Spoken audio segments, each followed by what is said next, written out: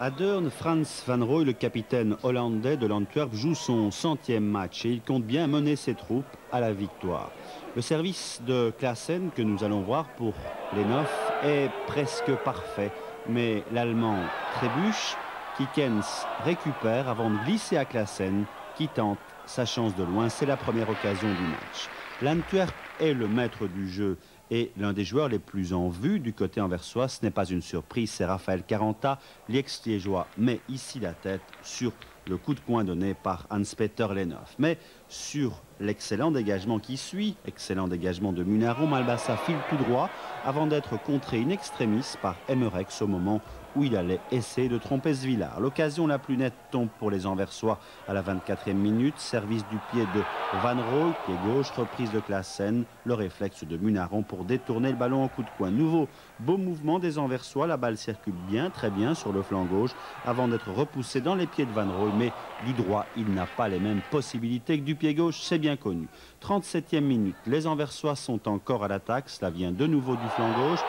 Bernard Abban y va un peu fort, vous l'avez vu sur Klaassen, la faute ne fait pas de doute, c'est donc un coup franc pour Frans van Rooij qui travaille son ballon de l'intérieur du pied pour prendre les défenseurs dans le dos et permettre à Scroton de tromper Munaron sur cette reprise plongeante de la tête. C'est 1-0, c'est aussi le score à la mi-temps, il est tout à fait logique. Une deuxième période à Liège qui commence avec Neyskens, il remplace Malbassa, mais le premier à se mettre en évidence, c'est Galen Kirchen. Son tir passe au-dessus du but de Munaron. Liège procède en contre et en voici un bel exemple. Les Anversois sont à l'attaque, mais Kikens, pressé par deux Liégeois, va perdre la balle. Boffin poursuit son effort, nous prouve qu'il possède ensuite une très belle pointe de vitesse.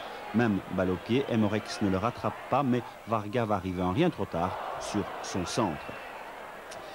Cette image pour vous montrer comment Raphaël Caranta s'est blessé tout seul en retombant.